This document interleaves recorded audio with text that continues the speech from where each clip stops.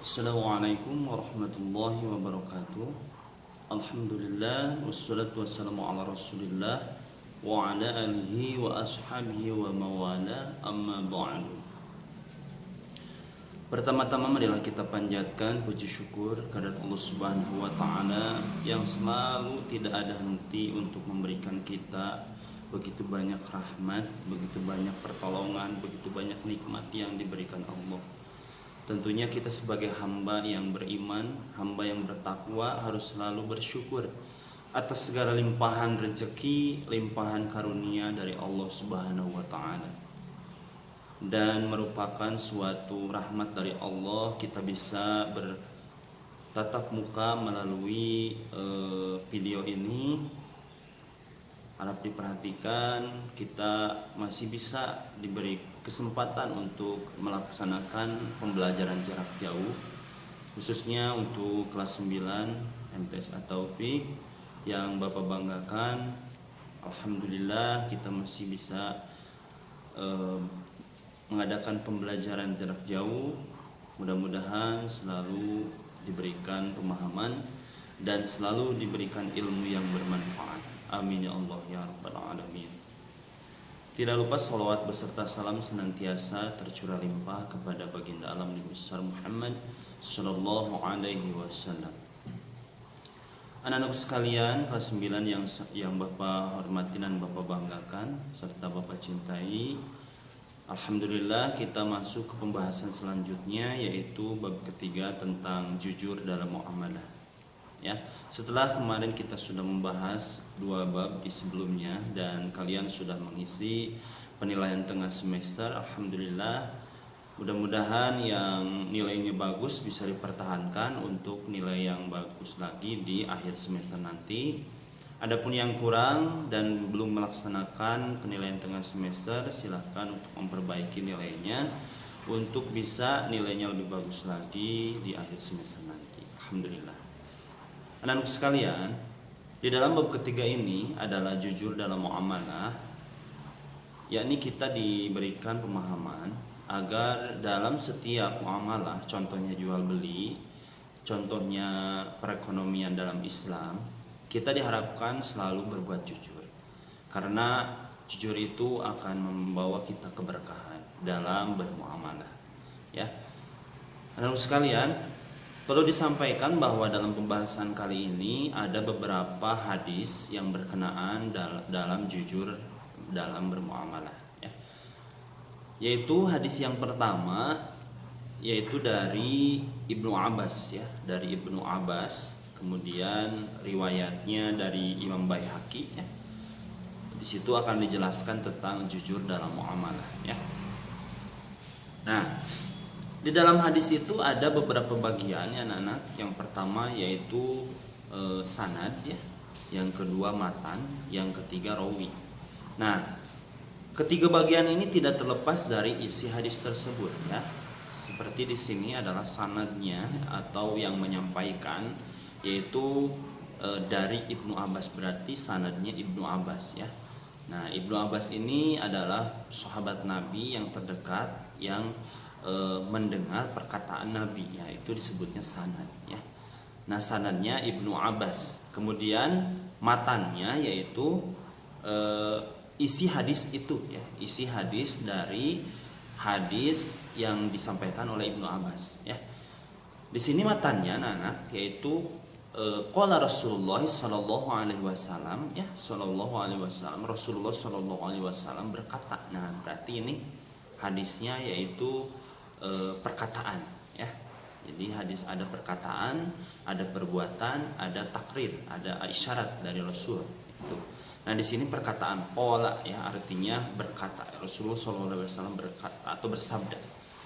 Ya, nah, matanya juga ada ya ma'syarat tujar. Ya ma'syarat tujar. Ya, nanti bisa dilihat, ya, di buku pegangan siswanya ada di situ jujur dalam muamalah, hadis yang pertama, ya, harap diperhatikan. Ya ma'syarat tujar, innakum qad walaitum amro halakat spihil umam as-salifah al-mikyal wal mizan, ya. Artinya wahai para pedagang. Nah, Ini langsung disampaikan dari Rasul kepada yang berdagang. Wahai para pedagang, jauhilah kalian dari suatu perkara yang telah membinasakan kaum terdahulu, ya, yaitu takaran dan timbangan. Ya, jadi pada waktu terdahulu ada beberapa kaum yang jahat atau dalam timbangannya itu tidak betul, ya, artinya di berat timbangannya itu dipermainkan, artinya merugikan kepada pembeli, ya. Maka Allah membinasakan kaum seperti itu. Naudzubillah. Mudah-mudahan kita dijauhkan dari sifat-sifat dalam kegiatan ekonomi. Kita dijauhkan dari sifat tercela, artinya mempermainkan dalam timbangan, ya. Ini diseru. Jadi intinya dari hadis ini, kita diperintahkan oleh Rasul untuk memperbaiki timbangan, ya. Takutnya nanti bisa merugikan kepada konsumen, bisa merugikan kepada orang yang membeli, ya. Jadi kita itu tidak terlepas dari yang namanya jual beli, apalagi sekarang sistemnya sangat digital, ya, cepat sekali. Kita bisa menjual melalui online atau bisa disebut juga online shop, ya. Itu kalau kita dalam timbangannya atau dalam takarannya atau dalam jumlah dari jualan kita itu tidak betul, maka kita termasuk orang yang tercela, ya. Maka diperbaikilah, ya. Takarannya harus betul, timbangannya harus betul, supaya konsumen itu merasa puas dan merasa senang dengan barang yang kita jual, sehingga konsumen yang sudah percaya, konsumen yang sudah sangat sekali mempercayai kita, konsumen itu akan terus membeli barang kita, ya, sehingga barang kita menjadi sangat laku karena kita takaran dan timbangannya bagus, ya. Nah, itu hadis yang pertama berkenaan dengan berdagangnya atau jujur dalam muamalah, ya. Kemudian yang kedua, hadis yang kedua, ya, bisa dilihat di buku pegangan siswanya di halaman 49, ya. Nah, di situ hadis yang kedua dari Hasan bin Ali, ya. Ini sanadnya Hasan bin Ali. Oh ya, tadi ya rawinya yaitu Imam Baihaqi, ya, rawinya. Sekarang yang kedua sanadnya Hasan bin Ali, ya, sanadnya yang menyampaikannya, ya. Kemudian kemudian matannya atau isi dari hadis itu, ya. Qala hafidtu mir Rasulillah sallallahu alaihi wasallam da'ma yuribuka ila ma la yaribuka fa inna sidqa tuma'ninatun wa innal kadhiba ribatu. Nah, ini matan dari hadis kedua, ya, mohon perhatikan. Nah, riwayatnya rawahu at-Tirmidzi, ya, rawahu at-Tirmidzi, ya, yang artinya dari Hasan bin Ali, aku telah menghafal dari Rasulullah Shallallahu Alaihi Wasallam, ya, artinya apa yang disampaikan oleh Rasulullah dihafalkan oleh Hasan bin Ali, ya.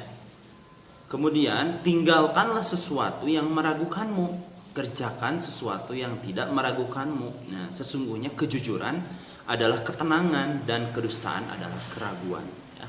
Apabila dalam setiap jual beli atau muamalah, kalau kamu merasa ragu dalam melaksanakan jual belinya, artinya barang yang kita jual, apakah ini masih layak atau tidak, nah itu keraguan-raguan, maka tinggalkanlah, ya. Artinya kalau kita berbuat salah, artinya ini barangnya itu udah nggak bener nih, kemudian kita jual, nah itu akan mengakibatkan kedustaan, ya. Makanya kalau kita benar-benar misalkan dilihat dari expire dari barang itu, ya, kalau misalkan masih lama, masih layak, maka kita harus jual saja karena itu masih lama expire-nya atau masa dari barang itu habis masanya, ya. Kalau udah habis masanya atau expire itu jangan diperjualbelikan, ya, bisa mengakibatkan nanti penyakit kepada orang yang membeli, ya. Makanya kita harus diyakinkan, ya, barang yang kita jual itu diyakinkan, kejujuran kita. Kalau itu barangnya bagus, katakanlah bagus. Kalau itu jelek, Dah katakan jelek ya, jangan dibeli oleh oleh konsumen ya, jangan. Nah itu dari kedua hadis ini kita bisa diambil pelajaran. Yang pertama, kita diberikan pelajaran bahwa kita harus memperbaiki takaran dan timbangan. Nah, yang kedua hadis ini kesimpulannya artinya barang kita harus dibetulkan terlebih dahulu ya. Apakah sudah benar barangnya bagus, apakah jelek. Kalau benar bagus maka boleh diperjualbelikan. Kalau misalkan sudah jelek, jangan diperjualbelikan karena itu akan merusak nama baik kita juga ya.